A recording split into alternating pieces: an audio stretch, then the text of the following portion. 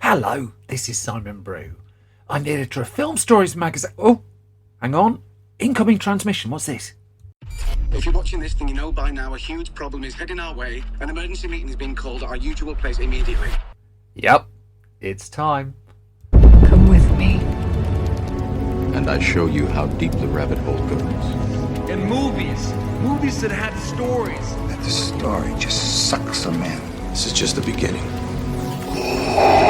Stories. We would be honored if you would join us.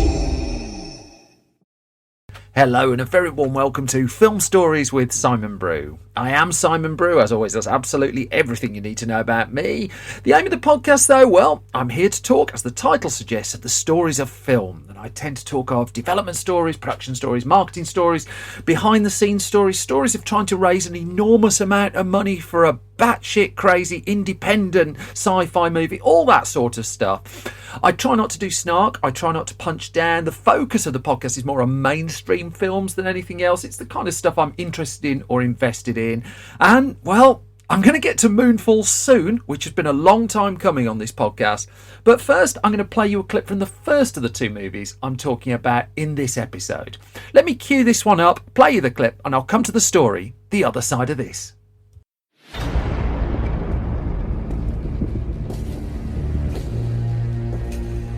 After all this time, now you come to visit me, brother.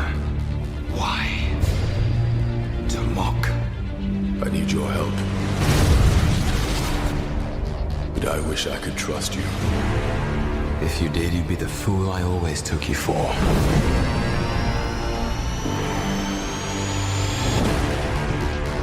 Some believe that before the universe, there was nothing.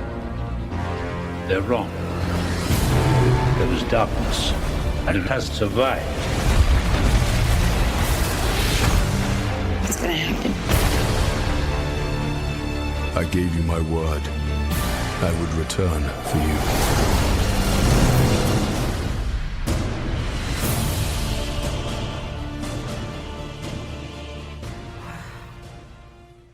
That then was a nice quiet clip from 2013's Thor: The Dark World, directed by Alan Taylor, with a screenplay credited to Christopher Yost, Christopher Marcus and Stephen McFeely. Story credit went to Don Payne and Robert Rodat, based on Stan Lee, Larry Lieber and Jack Kirby's Thor character.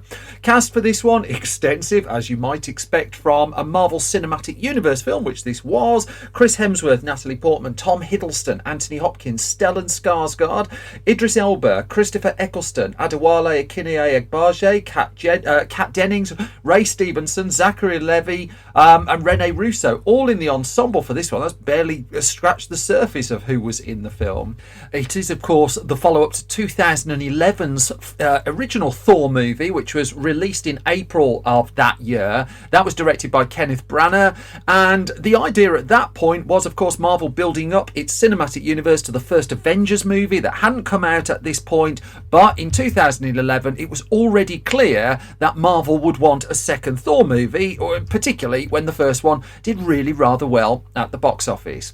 And so as the movie headed into cinemas, even by that point, as the first movie did, even by that point, Marvel had its plans. Its world building was growing, the cinematic universe was growing, the Avengers was coming.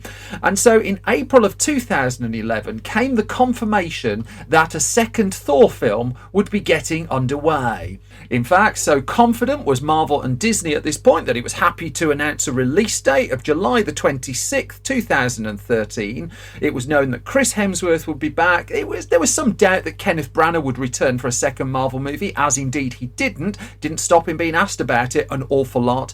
But with the core cast signed up for multiple films, as per the norm at this stage, the project was going to move forward, and of course the Avengers went on to be a monster hit.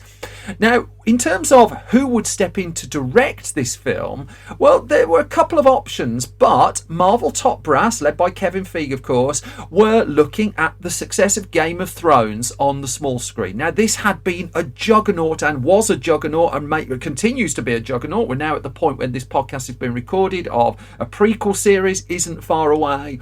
But what it had also done is it had brought a whole collection of fresh directors to the eyes and to the attention of blockbuster movie producers. So, for instance, one of the people who was initially linked as a possible to direct what would become Thor: The Dark World was Brian Kirk. Now, Kirk had cut his teeth on Game of Thrones and on Luther as well on the small screen. He would go on to direct 21 Bridges, which would, of course, star the late Chadwick Boseman and come out in 2019. Brian Kirk, though, the story was he entered negotiations, but he didn't really get much further than that. However, in September 2011 came the announcement that a new director was on board, and it was Patty Jenkins. Now, this was an important hire for Marvel. I mean, first of all, Jenkins had more than cut her teeth. I mean, she'd bubbled to the top of Marvel's list off the back of things like the Oscar-winning film Monster, starring Charlize Theron, and also, notably, the pilot episode for the US remake on the hit European show The Killing. It was known too at this point that Marvel had worked with exclusively male directors on its films, as every superhero film had been helmed by a male director. So it was a big deal. It was a big news story that a woman had been hired to direct this film. Now, at the point Jenkins was announced, the film's release date was moving. No longer would it be out in July 2013. It was shifting to a November 2013 release at that point. Confirmed that Hemsworth would be back and Tom Hiddleston would also be back. And so it appeared from the surface to be full steam ahead. However, things were derailed notably on December the 6th, 2011, because if the announcement that Patty Jenkins was directing in the first place was a big deal, the announcement that she was leaving the project after little more than a couple of months, well, that was even bigger news. That it was said that even at the start of that December, she was still actively working on Thor: The Dark World, but on the 6th came that announcement that there'd been what was described as an amicable parting of the ways, although over time differing perspectives were coming out. At the time, though, the Hollywood Reporter would just note that sources say Jenkins was fired without warning from a job that would have made her the first woman to direct a superhero tentpole. I mean, not to hammer this point, it was just mentioned in pretty much every news story at the time. It was a huge deal. And also, with Jenkins departing, the news landed before Natalie Portman, one of the co-stars of the movie, was told. She was said to be absolutely furious at the news. Going back to that Hollywood Reporter piece that came out at the time, it said the source, it describes the source says the company felt Jenkins showed, quote, a lack of overall clarity in her choices, which led to concern that the process would be, quote, difficult, because it didn't turn out that way anyway. But an insider in Jenkins's camp, goes the report, says the lack of clarity might be on Marvel's part. This person says Jenkins was so explicit about her vision for the film in the first place that she didn't actually expect to be hired. Now, Jenkins would talk some way down the line about just what that vision was. She would describe to BuzzFeed an idea for a more Romeo and Juliet themed story with Thor and the character of Jane, played by Natalie Portman, in different worlds, with the villain coming in as Malekith, who would survive to the end of the movie, to the actual movie. And as she would describe to Vanity Fair, she said, I did not believe that I could make a good movie out of the script that they were planning on doing. And she said, I think it would have been a huge deal. It would have looked like it was my fault. It would have looked like, oh my God, this woman directed it and she missed all these things. Marvel had a problem because it still had a release date for this film. Everyone was contracted, and also the way it was building its cinematic universe needed films to come out in relatively specific order. And so, straight away, it got down to the business of finding replacement directors. And a couple of candidates came to the top, Daniel Minahan and Alan Taylor. And what do you know? They were both directors on Game of Thrones. This had clearly been a touch point for Marvel, and it was that final shortlist of two candidates that gave us the ultimate director of the movie. Now, it was Alan Taylor who prevailed. Now, Taylor had made an indie comedy that's well worth seeking out called Palookaville, but he'd really found more profile on the small screen at this point. And as he would explain to the Hollywood Reporter, I mean, there's no doubt what he was brought in to do. He said, I came to bring some Game of Thrones to it. I mean, it was writ large from the start. However, the story that had been left behind, that had caused the parting of the ways between Jenkins and Marvel, was clearly not right. It clearly wasn't working and was going to take some time and some new writers to rectify. And so at the same point Marvel was looking for new director, it was also looking for new writers, and names such as John Colley, Robert Rodder and Roger Avery were mentioned at this point, with Rodder ultimately selected and getting the gig to retool the film. Now, interestingly, he wouldn't get the ultimate screenplay credit because lots of further writers were said to come on and work on this film, although he would get the story credit along with Don Payne. Going into 2012, though, there was a new director, there was new writer coming in, the script wasn't finished, the start date was months away, and people were having to put this together at a pace that perhaps it shouldn't have been put together. Let's just say it like that. And I spoke to Alan Taylor around the release of the movie, and I asked him, what kind of handover was there? What did you get? And because he said, I'd say there's a massive difference with what Branagh did in Thor 1. And so he would meet Branagh very briefly at a cocktail party to try and have an off-the-record chat about his Marvel time, but it was impossible to set that chat up in the end because Branagh was then hired to make Jack Ryan's Shadow Recruit and was thus jumped straight into that, and also Thor 2 was on rails. It was needing to move quickly, and the time for any kind of handover meeting there didn't happen.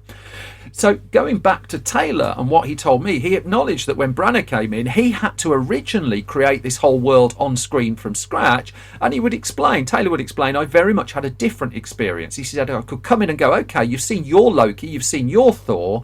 There's so much that's already been successfully achieved. So we have to not screw it up and run with the ball. And he said, and then I made an effort to change the look of it and change some of the tone of it. It was very much an enterprise already in motion.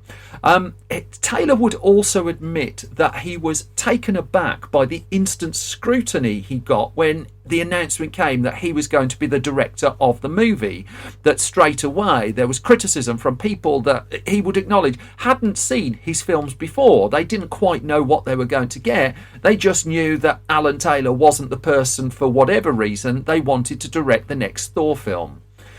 There were still casting matters to resolve here as well, and in fact some of them didn't get resolved until fairly late in the day. So it was clear that Hemsworth, Natalie Portman and Tom Hiddleston would be back. There was some umming, I remember this at the time, about whether Anthony Hopkins would reprise the role of Odin in the movie, which he ultimately did. There were also some familiar names who were linked with villainous roles in the film who ultimately didn't get parts. Mads Mikkelsen, for one, he was all set to take one of the lead villain roles, but he had a commitment to the TV show Hannibal, and thus he had to drop out of contention for this one. A man called Benedict Cumberbatch, what on earth happened to him? He was also in the runnings to play a villain at this point, but Marvel would opt against him, but they keep his phone number on file. By July 2012, though, pre-production was now getting underway in the UK that would house the bulk of the shoot. The title had been announced. It was no longer Thor 2. It was now Thor, The Dark World. But the villain hadn't been cast. And in fact, it wouldn't be until August that Christopher Eccleston came in and inked at least a 2-picture deal to play the character of Malekith. And that same month, Kat Dennings also signed up and confirmed her return. And pretty much everyone was coming in hot here because filming would begin on September the 10th, 2012, with casting still ongoing. There's still 1 or 2 names that were announced after filming began, but also it became clear at the time of the start production that other writers had been involved, because now it was said that Christopher Yost, Christopher Marcus and Stephen McFeely had been working on the script as well. The latter two whilst working on the Captain America sequel that seemed to be going better, and thus Kevin Feige asked them to come across and do some work on Thor. The bulk of the film would shoot in the UK. There would be some location work in Iceland as well. But fairly soon on this one, the noise from the production wasn't positive at all, that there were problems behind the scenes, and there was a sense that this wasn't a unhappy ship. And Alan Taylor addressed this, and he said, you don't have to deal with it. You cannot read it. He said, I'd liken it a little bit to winning awards. There's the Emmys, he says. I won once when I was stunned and didn't think I should have, and I lost once when I was stunned and didn't think I should have. And he says, once you realise there's no correlation between what you think you deserve and what the world and audience rewarding structure is going to give you, and he kind of left that hanging there, noting the fact that the film was being criticised as it was being shot, and people didn't really know what was being shot.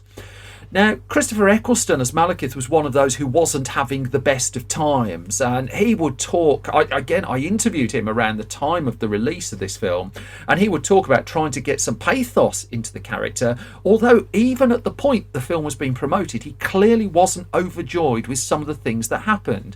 And so in a promotional interview for this with me at the official junket, he told me, he said, it's important to understand that the script that the audience ends up seeing is not necessarily the script that you shoot. He said there is more footage, and for whatever reason scenes were lost and the emphasis was changed.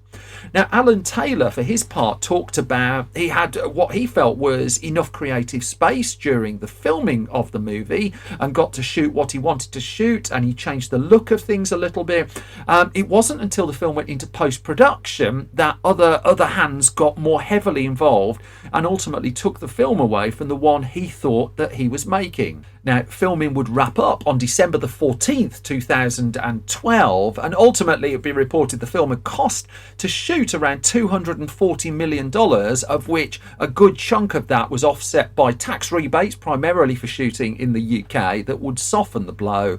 But as the movie went into its post-production, that's when the disagreements started to spiral. And even at the junket, and this is really, really rare that this happens, Alan Taylor, when I was interviewing him, was admitting that he was unhappy with some. He was unhappy, for instance, that Carter Burwell had been replaced by Brian Tyler to write the score of the movie, and there was just this undercurrent that things weren't right. When I interviewed Christopher Eccleston, for instance, there was a Disney rep in the room, which was odd because the Disney rep interjected on one or two of the questions that I asked.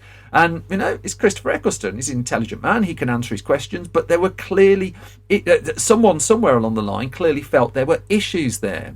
Now, Taylor would say that, again, he was given absolute freedom while shooting, but it was in post-production where things were changed. The reshoots were brought in to add in more scenes with Loki and reducing, played by Tom Hiddleston, and reducing the screen time given to Christopher Eccleston's Malekith character in the film, that they added some fresh exposition at the start. And, they changed quite a lot of this one. And Christopher Eccleston would just double down on what he'd said before and was loyal to Alan Taylor on this. He says one of the things of doing a job like this, a huge project like this, is that there's a big process after the shooting process. He said these films are created as much in post-production as they are during the shoot.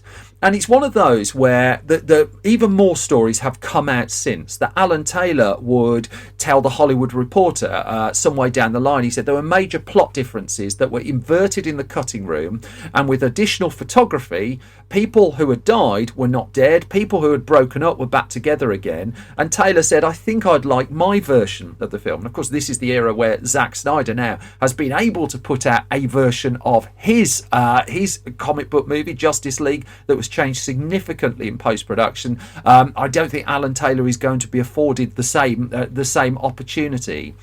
The reshoots took place in August of 2013, just 2 months before the film was coming out, and Anthony Hopkins and Tom Hiddleston were called back for extra material. Tuning had been done to accommodate feedback from test screenings as well. And again, Alan Taylor would suggest that the film he'd made was slipping away from him, that this, and these aren't his words, these are mine, that this was now far more a film very much by committee. And to give an idea, he was as surprised as anyone, by the sounds of it, by the mid-credits sting that would ultimately appear in the final cut of the movie for the first Guardians of the Galaxy film. It was a promo for. Taylor would tell me, again at the promotional junket for the film, I'm happy to say I did not direct that mid-credits sting. That would ultimately be the work of James Gunn, who would of course go on to direct the Guardians of the Galaxy movies. And so the film came out against a backdrop of all this noise, with Marvel in rude health already and already changing the blockbuster cinema landscape. It would premiere in the UK on October the 22nd, 2013. And this was a period of time when Marvel films were coming out in the UK a week before the US. And so the first responses tended to come from over here in Britain. And it's worth noting that the reviews for Thor the Dark World, and I don't do many comic book movies on this podcast, and one of the things I find really interesting about Thor the Dark World is I remember loads of the responses when it first came out being really positive. I remember seeing 4-star reviews for this. I remember seeing a lot of enthusiasm, and over time it gradually got more and more of a reputation for being Marvel's worst movie, or certainly one of its worst movies. But I would maintain it went down better than people might remember at the time when it originally came out. Certainly the box office was in particularly strong health at this point. I mean, let's take the US release of the film that followed on November the 8th, 2013. The film opened that weekend with a ginormous opening weekend of $85.7 million.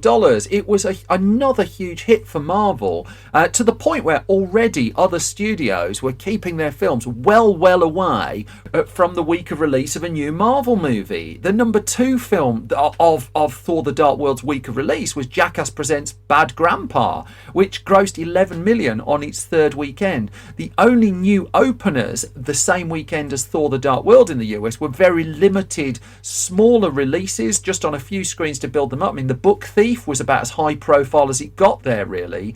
And Thor would dominate the box office chart for a number of weeks thereafter. The Best Man Holiday came out the week after, couldn't knock it off the top. It took 2 weeks until The Hunger Games Catching Fire came along, that completely blitzed it out of the way with 158 million opening weekend. But by that point, Thor was comfortably a hit. And in fact, the total US gross of this one was $206 million. And it's worth noting this was earlier in Marvel's run of success than later. I think if you put it by 2018 numbers, that would be quite low. At the time, that was seen as another hit. Chalk up another hit for the hit machine. Overseas, outside of the US, another $438 million was brought in. Total gross $644 million, and that's before you got to the home release and the subsequent 50 million box sets that appear to have come out of all the assorted Thor films. There was also a card at the end that promised that Thor would return, and all seemed quite rosy. But it's only over time, really, and this is the bit of the story that particularly interests me. It's only over time that its reputation seems to have fallen, and people have been speaking out, outside of Christopher Eccleston, outside of Alan Taylor, more and more about what went wrong. So Patty Jenkins, for one, she would go off and have a lot more freedom at Warner Brothers to make her Wonder Woman movie. That would be a huge success, and that's when she was given the space to articulate her side of the story on this and the kind of film she wanted to make and why it didn't work out for her, a position that I'd suggest she wasn't really afforded at the time, with the agreed statement and the whole amicable parting of the ways thing that was going along. Christopher Eccleston would be a bit more vehement, as in future interviews he would talk about making blockbuster films like G.I. Joe, which he did, and Thor.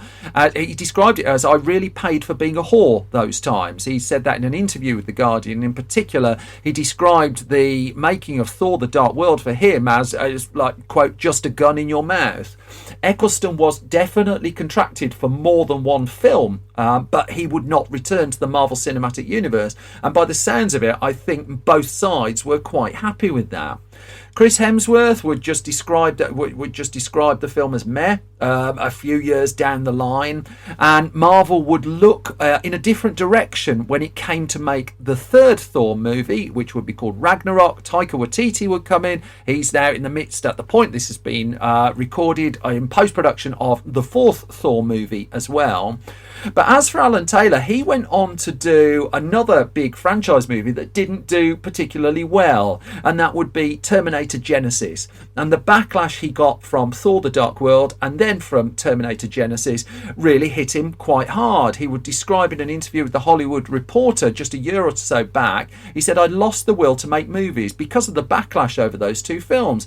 He said, "I lost the will to live as a director." He says, "I'm not blaming any person for that. The process was not good for me, so I came out of it having to rediscover the joy of filmmaking."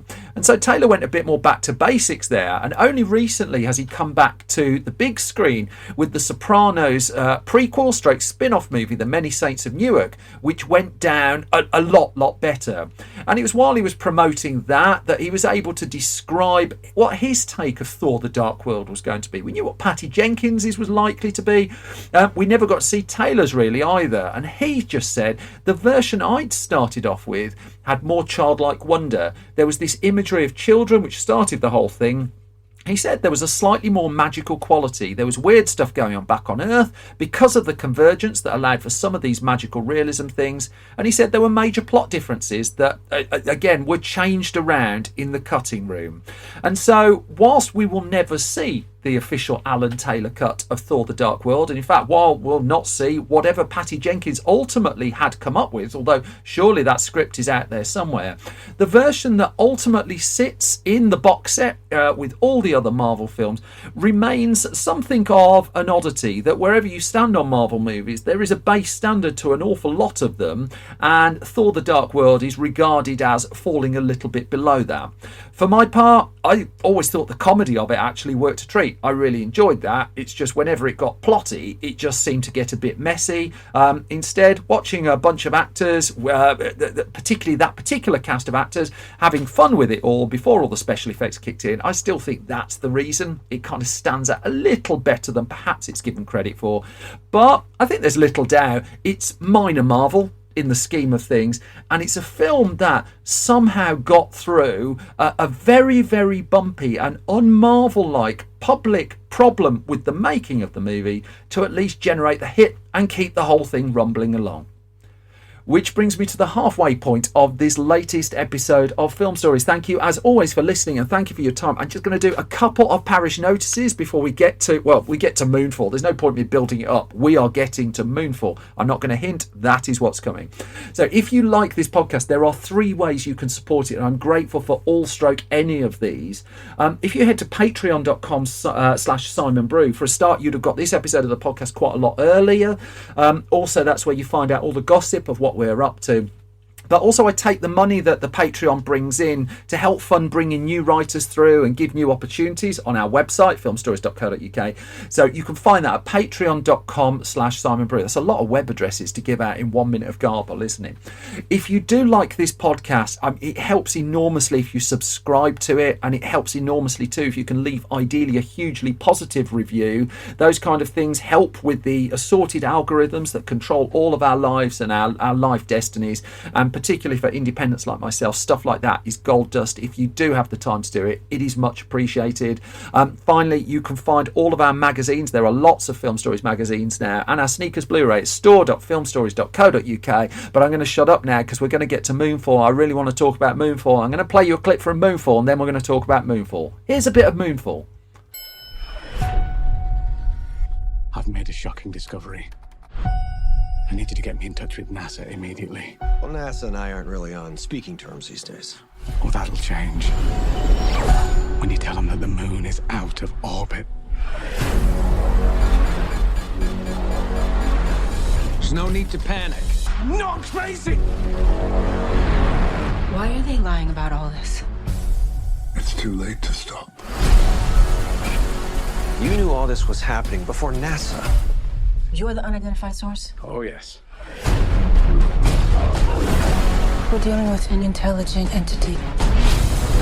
We're planning a mission to attack this thing. I'm asking you for your help. Say yes, Brian. That then, wouldn't you know it, was a clip from 2022's Moonfall, directed by Roland Emmerich, written by Emmerich, Harold Closer and Spencer Cohen, starring Halle Berry, Patrick Wilson, John Bradley, Michael Pena, Charlie Plummer, Kelly Yu and Donald Sutherland. What fun we are about to have. Now, Roland Emmerich as a director came to prominence primarily for his big budget science fiction movies such as Independence Day, Stargate, The Day After Tomorrow, 10,000 BC, 2012, particularly expertise in the smashing stuff up on screen with special effects genre. I think that's a genre, isn't it? But he had also taken a few left turns in his life, and one of them, in his filmmaking life, one of them was delivering a surprise hit in the independent space with the 2019 movie Midway. Now, Midway was a World War II movie that didn't come through a traditional Hollywood studio. It had been a bit of a passion project for Roland Emmerich, to the point where he'd had to fight to raise the money independently to make this one. He raised a lot of money going that way as well. Midway would be, at the time of its release, although that record was going to be broken, one of the most expensive independent movies of all time, that from an assortment of pots of cash, Emmerich had pulled together $100 million to make the film, and the ultimate box office gross of Midway would just about cover that at the box office. But then, of course, there's streaming, there's home formats releases, and various other bits and bobs. And because, whilst the movie had to go through traditional release infrastructure, it didn't have to pay for the heavy load of a movie studio when its receipts came in. And so by the time Midway was released, Emmerich was already knee-deep in another independent venture. But this one, he was a bit more, what I'd suggest, on home territory. The story of what would happen if the moon started falling to the earth. Now, in fact, this was vaguely hinted at, I would suggest. I'm not suggesting plagiarism, but the last time I saw a plot anywhere close to this was in the second SpongeBob SquarePants movie. And I, like many, as soon as I saw the synopsis for Moonfall, I was just like, this has to be a hoot. This has to be lots and lots of fun.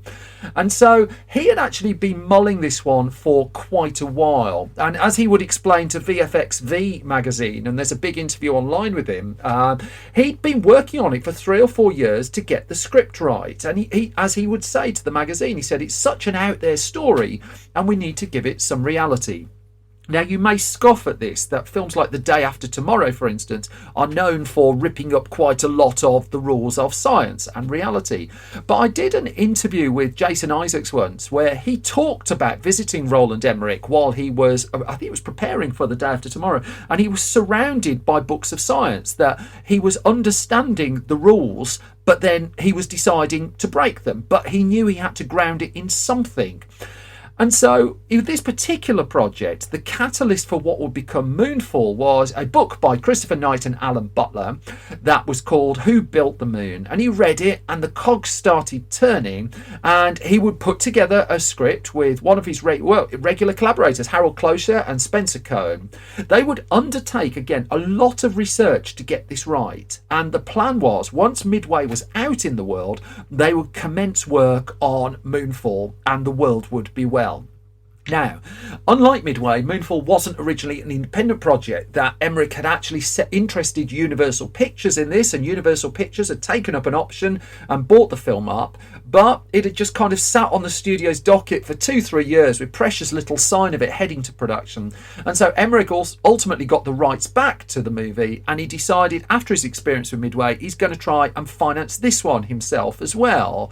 That he knew he would need to raise even more money, somewhere in the region of $140 million for a science fiction moon disaster movie with loads of special effects. He knew it'd have to have international appeal for that to work, and he thought, I'm going to take this to the Cannes Film Festival to try and raise the funding. Now, as Emmerich would explain, I'll come to the interview just in a second, this is not the kind of film that ordinarily goes to Cannes looking for $130 million. In fact, few films go to the Cannes Film Festival looking for $130 million.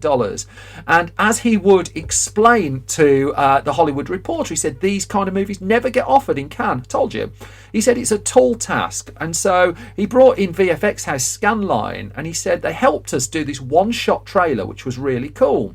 And so as they sat in front of all the buyers at Cannes, he's had no cast at one point.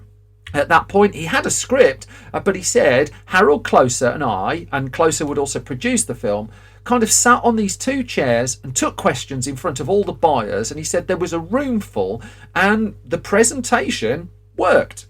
that this was May of 2019 and the checkbooks were opening up and the checks were being written. As he would explain to Deadline at the point he was trying to sell the film, he said, in this time of superhero movies, there are fewer and fewer original prospects out there. And he said, I thought, let's make the movie we really want to make. He said, when I came to LA almost 30 years ago, that was the rule I wanted to follow. I've always looked left when I meant to look right. Most of the time that's proved successful. And in terms of selling the rights and distribution and raising the funding for Moonfall at the Cannes Film Festival, it was successful again. For instance, just one deal covering the German and the Swiss rights to the movie brought in a low 8-figure sum. Distribution was gradually being sold around the world. Entertainment film distributors would pick it up in the UK here. And as Emmerich teased to Deadline at the time, he says, if you like my movies, you'll like this movie. He said he described it as very much like 2012 and Independence Day. It's a mix of the two, but without an extraterrestrial element. And here it comes. There is a big twist at some point. I don't want to spoil the film, but yeah. He says, I don't want to give that away now. I had a very clear idea about the tone I wanted on this film. All my movies have humour and don't take themselves too seriously. But the crucial part from that quote is Emmerich knew the film that he wanted to make, that he was building this with his team from scratch, without studio notes, without studio interference. He's not been a huge fan of studio notes in his career. He's given 1 or 2 interviews about that. But he was making it on his terms, and it meant when he turned up on day 1 of production, he knew the shots that he needed. He knew what he had to get in the can. And also, they'd done the homework. So they did get in touch with NASA on this to just try and verify some of the science. And it might be a surprise to those of you who've watched Moonfall, but some of the science stacks up better than you might expect. You can thank people like Jim Green of NASA, who was the film's scientific consultant for that. Jim Green had worked on movies like The Martian, and NASA consults on 120 productions a year, really. And basically what he explained to Roland Emmerich and his team were the basics of the physics of the moon, how the Earth as well would react if the moon, I can't even believe I'm saying these words, started falling towards this. And he explained this. Jim Green did an interview with The Ringer, and it's really fascinating and worth digging out, where he talked about the level of the scientific advice that he gave. And whilst he accepted films like 2001 were close to reality, he enjoyed like fun sci-fi movies like this as well. So let's go to November 2019, because that's the point where Midway landed and became, I won't say an outright hit, but certainly it was earning more than had been expecting. And that was enough to grease the wheels inside Lionsgate, which had distributed Midway, which then picked up the American distribution rights to Moonfall.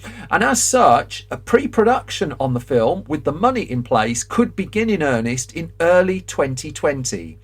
Now, casting, I'm going to have to fiddle the chronology a little bit here, just because the casting came in over such a period of time. But let me just give it you in one block of information. So in May 2020, the first major piece of casting saw the 2 leads sign up. Halle Berry, Oscar-winning Halle Berry, was going to take the lead role in the film opposite Josh Gad at that point. Then in October 2020, Stanley Tucci signed up, but Josh Gad had to drop out due to other commitments, so John Bradley would come in and take his role. By October 2020, Donald Sutherland had signed up. He'd agreed to play a small role in the movie, and it is a small role in the movie. January 2021, Stanley Tucci then has to drop out because due to COVID travel restrictions, we're coming to the C word shortly, he was unable to travel to the Montreal set of the movie, and so Michael Pena instead came in to take his role. And so as production was about to begin, we have to talk COVID. And so this is where we now go back to early 2020, because the film was gearing up to shoot, that the budget was in place, and then of course COVID came along and COVID changed everything.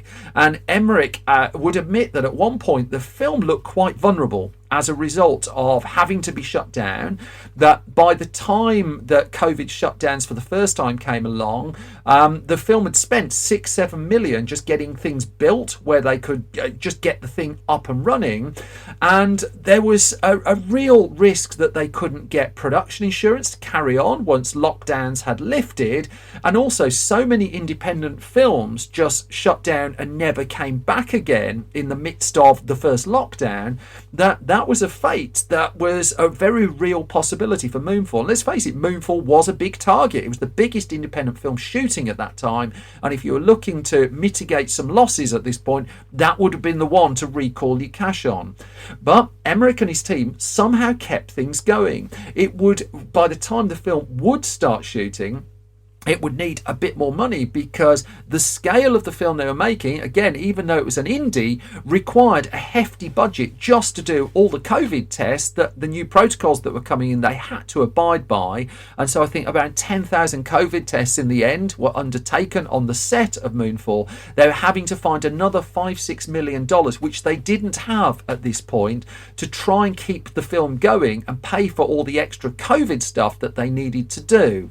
Now, in the end, they did manage to find that extra money, that their financiers were relatively supportive of that, but it was another headache for a production that could ill afford them at this point. And then there was the small matter of when the lockdowns did lift to the point where they could shoot the movie, things had to be changed to accommodate it beyond just the testing. So one of the things was Moonfall could no longer do any location shooting. Now, it's not a massive spoiler to suggest they weren't planning to go to the moon to actually film it, but it would have been useful to be able to, for instance, go to Los Angeles and do a bit of location work there. Instead, what happened is the film was centered in Montreal, primarily at Grand Studios in Montreal, and it meant that some 135 sets had to be put together for the shoot of the film. This included recreating parts of Los Angeles, for instance, on sound stages at the studio, and it also meant that all of the cast and crew could be centered there, but absolutely everything you see on film would have to be built to some degree. Emmerich would explain what they had to do. He said, we tested 3 times a week. We all had to wear masks and glasses. We had plexiglass booths around the monitors and cameras. The actors wore masks during rehearsals. They had lots of protocols in place, but also some of those 135 sets had to go through redesigns as well to accommodate the way they were having to shoot this. So, for instance, chairs on the sets couldn't be next to each other anymore, and when you see chairs in the film, they're now 4 feet away from each other, and that was a response to COVID protocols that were allowing them to press ahead and film. They went across 6 sound stages at Grande Studios in Montreal to put all this together, so there's a constant cycle of putting sets up and taking them down. They did bleed over into 1 or 2 other studio complexes around the Montreal area. But also, one of the huge advantages here was going back to what I said before. Emmerich knew the film that he wanted. This was not his first disaster movie. It was his first movie since his first entry into this genre since Independence Day Resurgence, which I'll come to in a future podcast, and it's a film he's not particularly a fan of. Nor am I, actually. We've got something in common there, Roland. But he knew how to wrestle this kind of film to the screen. That he's done that much world building on screen. He knew his way around visual effects, and in fact his inclination on this one was more towards post-production visual effects than practical on-set work. That he knew that he was more trusting of the post-production process. He knew what he could realise more effectively in a computer than for real. Now, that didn't mean that there weren't physical setups and physical stunt work and weren't physical facets to the production. So, for instance, there is, I can say this is spoiler light, there is a tsunami sequence at one point where it involved a 45-foot high tip tank, that they had 2 tanks in it with 3,200 gallons of water each, so that they could flood the set in question at very short notice. So he was still able to do that in camera. He also knew that the way he wanted to shoot the film would be relatively colour-coded, actually, that there were 3 locales to the movie. There is Earth, there is space, and there is the moon, and there are different colour palettes for each. And the idea was you basically have half the film on Earth and half of it not on Earth. And again, that's as much as you're getting off me. This is a film to discover very much for yourself. And so one of the things about having the shoot all contained within Montreal is it did make it a little bit quicker, but it was still logistically, just terrifying. I can't even begin to imagine how you make a film like this in normal times, yet alone in COVID protocol times. Still, Filming wrapped up in February 2021, and there'd already been talk at this point about Emmerich looking for this to be the first of more than one film. I'll come back to that shortly. But by May of 2021, Lionsgate at that stage was confident enough that it could announce a release date. There was no way Emmerich wasn't going to deliver the film on time. The release date given was February the 4th, 2022. And so Emmerich's post-production process tended to be quite intense, but he would leave his editors to assemble for 10 days or so, go and look at the first cut as per normal, and then spent several months intensively with his team. And he's talked about how he enjoys the filming and he enjoys the edit. It's only really the 3-4 weeks before filming begins that he starts to get the collywobbles or any kind of nerves over it, but he loved the filmmaking process. Now, because of the reliance on visual effects in post-production, there were 4 effects houses that were employed. And again, these were all centred in the Montreal area too, that geographically, considering where the film goes, its actual production was geographically very tight. So across DNEG, Framestore, Scaling VFX and Pixamondo, that they were each given their own shots to do. Some of them were dealing with the Earth stuff, some of them not with the Earth stuff. And there wasn't crossover, but it meant that they could process the 1,500, 2,000 effect shots that were required in post-production between the 4 of them, and independently of each other, all shepherded together by Emmerich, who again, it comes down to, he knew the film that he wanted to make. Crucially, he also had complete creative control over the movie, and this would be hugely important, not just in terms of delivering the movie that he wanted to make, but it also allowed him to oversee and supervise the process by which it was made, right down to how the film was delivered to the world.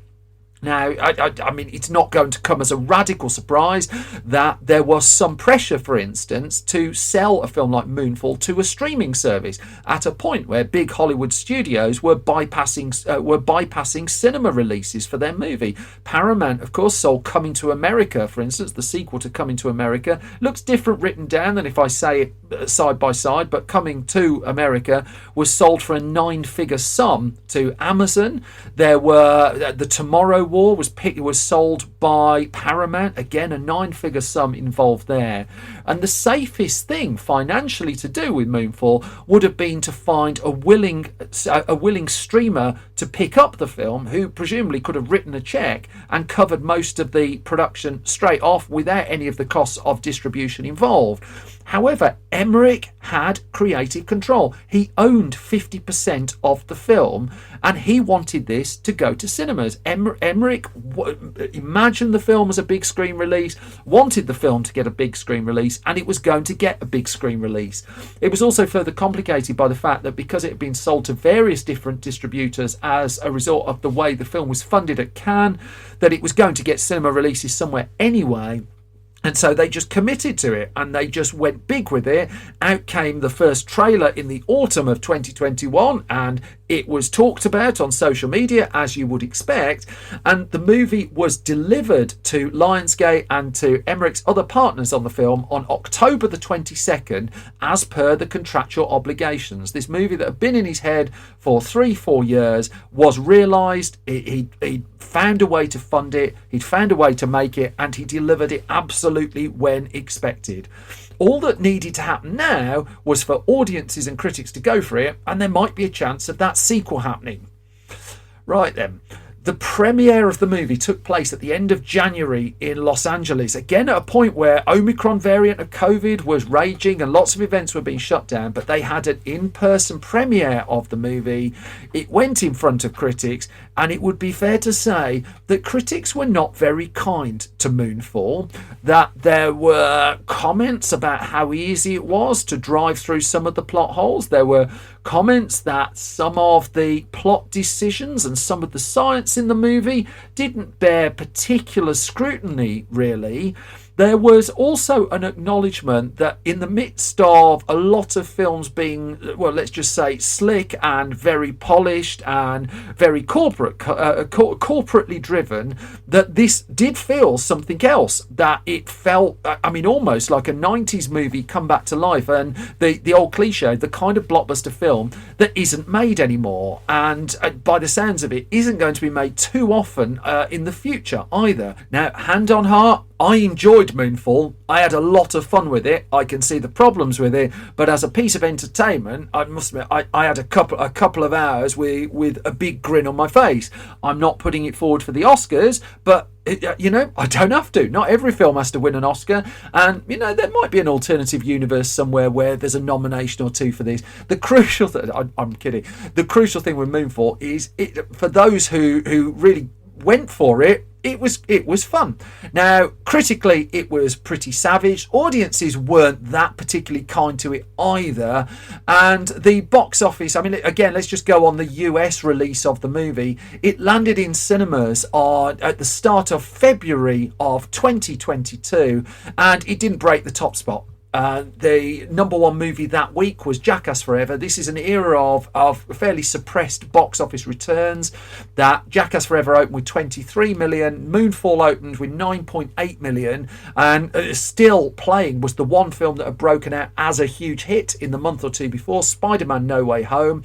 That had grossed 9.5 million on its 8th week, and it was clear that Moonfall was not going to be heading into profit off the back of its US release. That in fact within 3 weeks it had dropped out the top 10 altogether, and the movie's US gross stands at 19 million. Now outside of the US it sits at 23.9, a total of $42.3 million, which does not cover the 104, I mean, depending which figure you believe. I've seen some put it as high as $148 million, and the box office returns clearly weren't going to clear that. However, Moonfall has a second life coming up at the point that this podcast has been recorded, that its home format release are about to begin, that is coming to DVD, Blu-ray, 4K disc wherever you live in the world. It's not getting a 4K disc everywhere, but conversely, it's also the kind of film that I would imagine is going to enjoy quite a bit more success when it hits streaming services. Now, whether that gives Roland Emmerich the kind of money he ultimately needs to get a Moonfall sequel happening remains to be seen. I would err on the side of caution there, personally, that he was talking at the point of release of potentially doing two more movies with a cliffhanger sat between Moonfall 2 and Moonfall 3 that would allow him to go and make another film in between. However, there's been precious little sign in the couple of months at the time this podcast has been recorded of since Moonfall's release, and as such I think we have to chalk this one down as very much a one-off, as Emmerich is now looking to explore another passion project of his, Maya Lord, which he's looking to shoot in South America if he can get the tax rebate to help cover the budget of it. Moonfall stands apart, I would suggest, in the last couple of years of blockbuster filmmaking as just something different for better or worse. And also it's a testament really to having to fight to generate an awful lot of money to make an independent movie. It's going to be interesting if others follow this method as major studios contract the number of films they're looking to make. For now, I for one, I remain glad that Moonfall exists. I remain thuddingly entertained by it, and you know, when it comes round on that streaming service, if you're not, you know, switch your brain off, have a look. Which brings me to the end of this latest episode of Film Stories, and thank you all, as always, for listening. If I've not waffled too much, I've always waffled too much, you can get more of me on Twitter at Simon Brew. You can get more on the entire Film Stories project at Film Stories Pod. Our website, filmstories.co.uk, is updated every weekday with movie news, reviews, features, all sorts of things going on there. Our shop is at store.filmstories.co.uk, where you can buy our magazines. There are over 40 issues of them now. Sneakers Blu-ray as well. Have I said Facebook? Facebook.com/filmstoriesonline, YouTube.com/filmstories. I have a live show coming up at the Midlands Arts Centre in Birmingham in May 2022. You can find more on that at the Film Stories website too.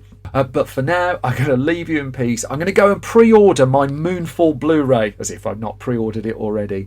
Listen, everyone, you all take care. You all look after yourselves. Thank you so much for your support, and thank you for listening. I'm going to be back soon with another bunch of film stories. Take care all. Bye-bye.